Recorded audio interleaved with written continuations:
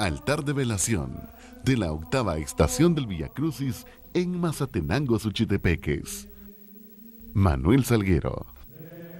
Viernes Santo 2014, en la parroquia de San Pedro Apóstol de la Diócesis de San Marcos. Mariagna Quijivix Miranda.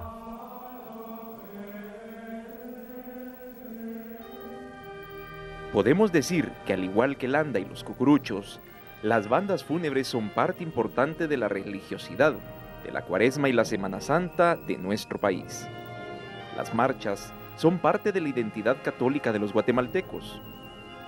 Bajo la tutela de los grandes maestros, comienzan a forjarse jóvenes, deseosos de incursionar en este oficio. Uno de ellos, Wilber Hernández, quien comenzó siendo parte del cuerpo de músicos, tocando los platos, luego la lira, el clarinete y así hasta llegar a la primera fila, presidiendo una banda. Al estar en el municipio de Villanueva, nos dimos a la tarea de contactar a algunas personalidades que han destacado en el ámbito de la Cuaresma y de la Semana Santa. Nos encontramos a las puertas de la casa de habitación del maestro Wilber Hernández, con quien tendremos una amena charla. Acompáñenos.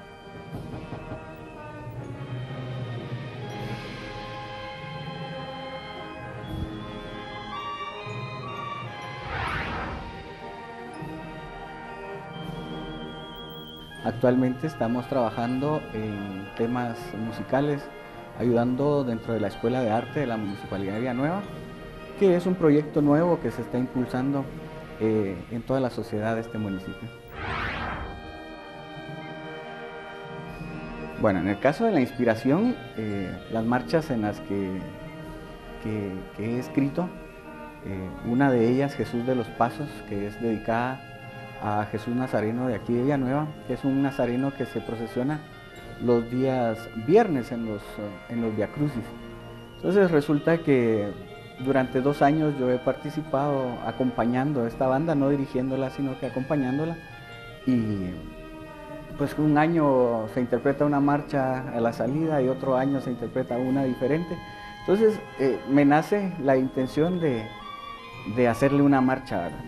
Y de ahí sale la inspiración para esta marcha dedicada a Jesús de los Pasos, que así se titula, Jesús de los Pasos.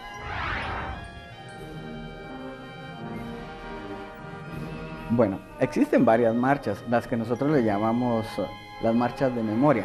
Estas marchas son composiciones en general muy antiguas, que son las que ya todos los músicos se saben de memoria, y las nuevas generaciones les toca incluso que aprendérselas de memoria, porque ya casi no existen las partituras de estas interpretaciones.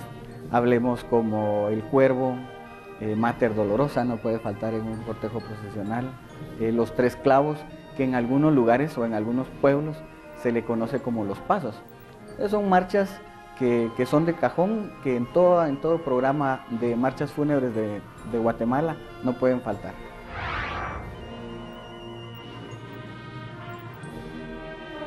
Bueno, hay marchas, hablemos de marchas que ya tienen una posición dentro del repertorio fúnebre. Por ejemplo, el Duelo de la Patria es una de las marchas que, a pesar de que es compleja,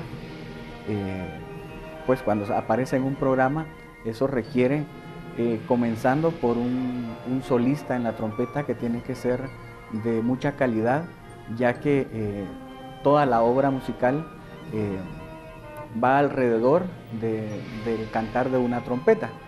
Entonces, esta es una de las marchas complicadas, no cualquier banda la puede interpretar.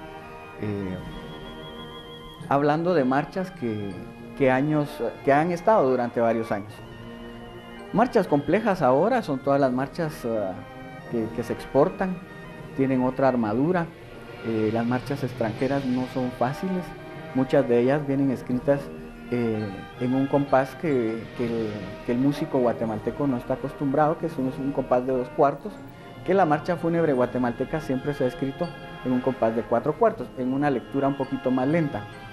En el caso de las marchas extranjeras, tienen tonos muy agudos, en donde a veces algunos músicos tal vez no llenan los requisitos para poder ser los solistas o poder interpretar este tipo de marchas, a veces tienen un poquito de problema. No, realmente hay demasiadas anécdotas como para contar. Este año, gracias a Dios, mi banda cumple 15 años ya de estar marcando el paso de los cortejos procesionales en Guatemala. Y pues podríamos hablar de anécdotas, una que ha marcado demasiado la banda, que es las veces que han llovido en la recolección, sábado del Consuelo, que incluso se tuvo que suspender la procesión, se acortó el recorrido porque el aguacero fue terrible, fue exagerado, y realmente ahí pues se complicó un poco la interpretación. Ahí salen todas estas marchas que habíamos platicado, las marchas de memoria, porque por el agua pues las partituras se estropean, entonces ya no se puede tocar. Igual la iluminación, como se anula totalmente, entonces tenemos que recurrir a este repertorio.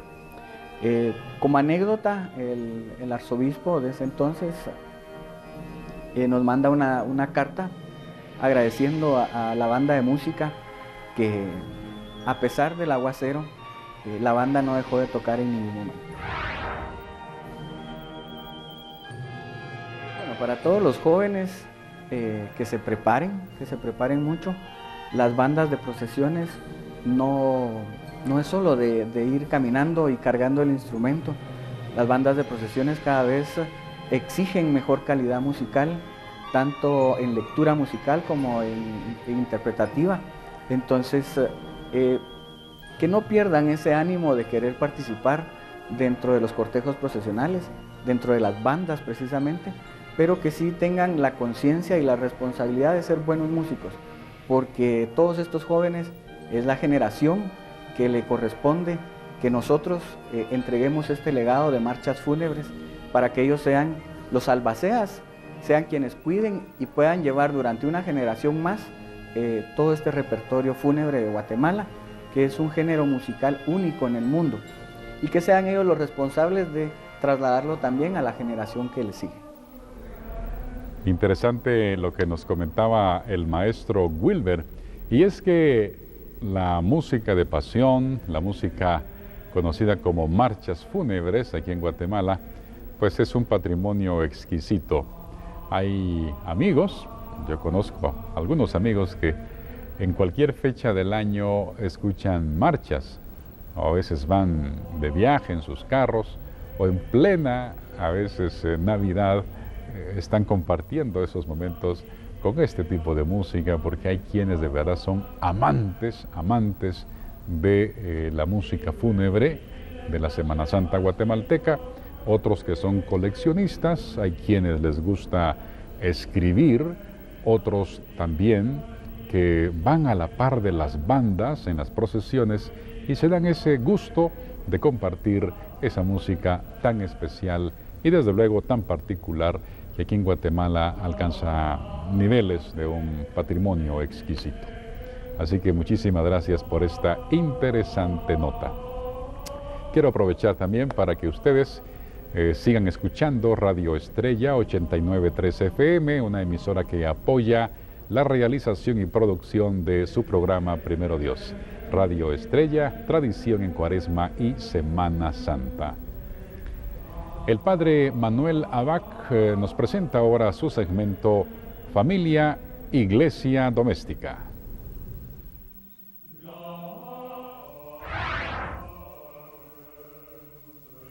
Gracias por seguir con su segmento La Familia, Iglesia Doméstica. Y es que queremos seguir de la mano con lo que el Papa nos propone en estos 2 años, 2014-2015, el Sínodo de los Obispos. Y bueno, nos acercamos hoy al texto de Efesios 5, del 21 al 33, donde se nos habla de esa vida familiar. Mujeres deben de estar sometidas al esposo y el marido debe amar a sus esposas. Cuando uno empieza a leer las recomendaciones primero hacia la mujer, pues obviamente el esposo se siente pues lleno, se siente feliz del texto, pero el texto continúa y nos dice también: esposos, amen a sus esposas. Y en el amor estamos hablando también del perdón, la capacidad de perdonar. Mateo 18, 22, hay que perdonar 70 veces 7, un buen perdón.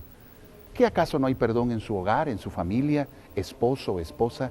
¿Qué acaso no hay perdón hacia los hijos o de los hijos hacia los papás? Han quedado resentimientos, han quedado heridas y en ese sentido no hay capacidad de perdón.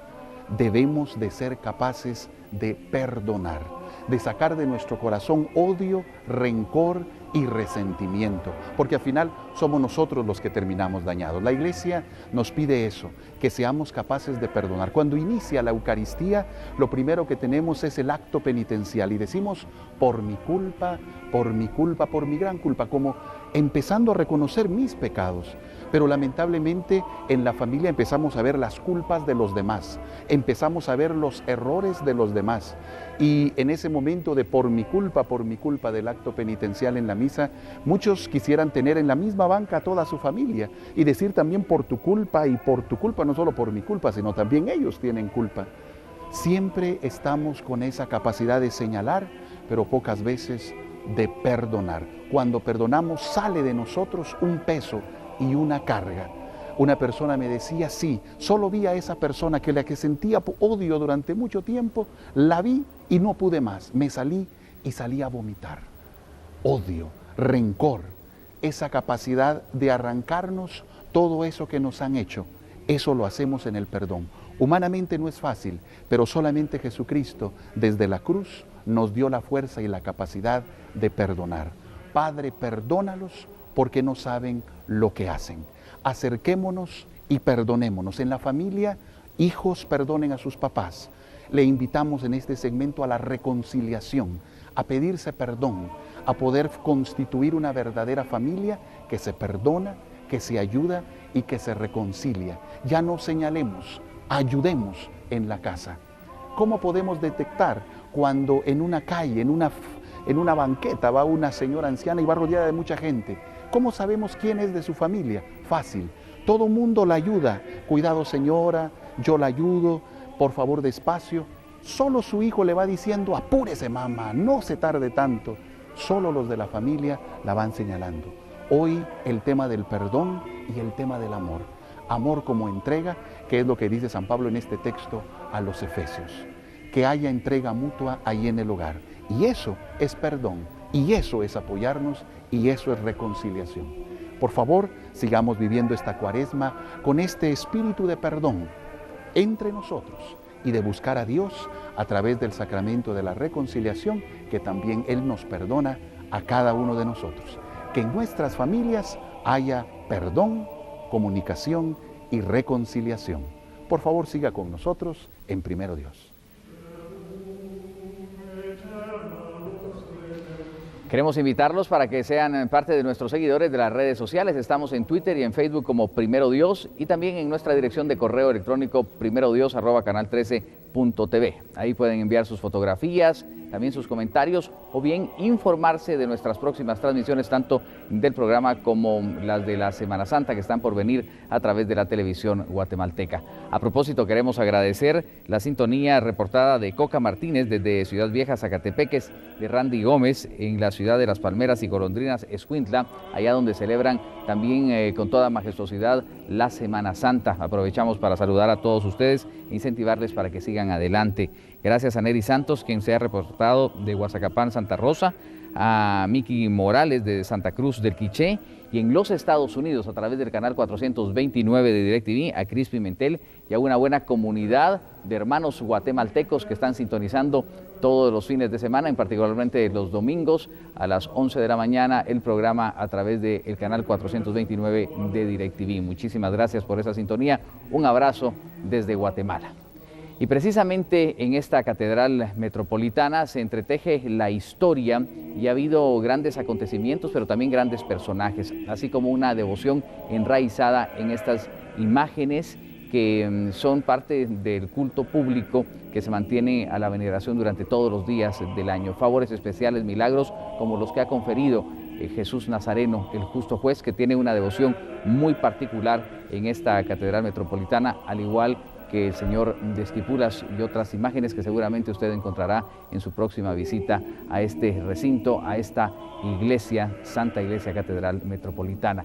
El profesor Juan Alberto Sandoval nos amplía otros detalles y otros pormenores ahora que se cumplen los 200 años de su inauguración. No deja de sorprendernos la belleza de este magnífico edificio. Después de 200 años sigue sorprendiendo al guatemalteco que llega a este lugar y que venera al Santísimo Sacramento en uno de los espacios principales de la Santa Iglesia Catedral Metropolitana de Guatemala. Esta es la Capilla del Sagrario y es la sede de una de las 4 parroquias que durante la estancia de la ciudad en el Valle del Panchoy fue una de las 4 parroquias rectorales.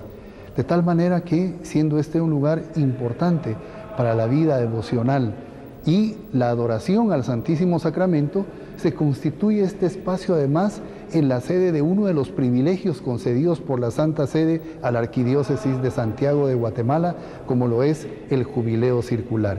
Un privilegio verdaderamente que únicamente tuvo durante el periodo de cultura hispánica Brasil y Guatemala. En la actualidad, el Jubileo Circular sigue siendo de mucho sustento para el devoto que asiste a la Exposición Mayor de Jesús Sacramentado y que visita este templo, particularmente en la Capilla del Sagrario.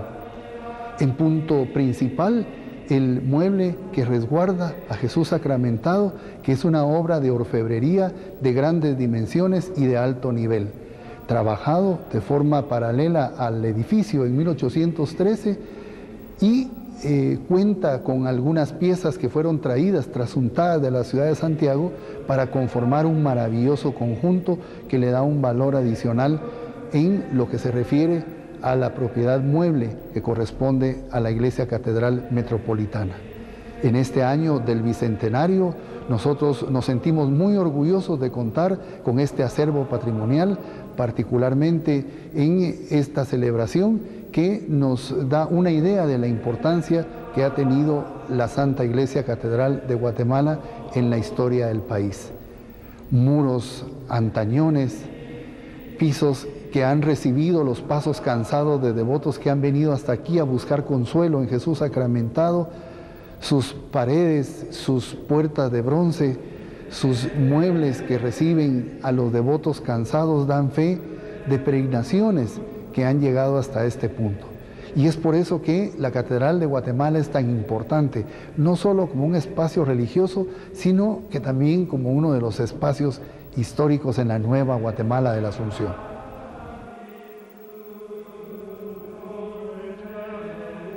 El monumental facistol de la catedral es un mueble que se ubica en el centro de los sitiales del coro, atrás del altar mayor, en el que se reunía el conjunto de eclesiásticos a ella adscrito para el canto de los oficios divinos, estando reservado este espacio exclusivamente para el clero.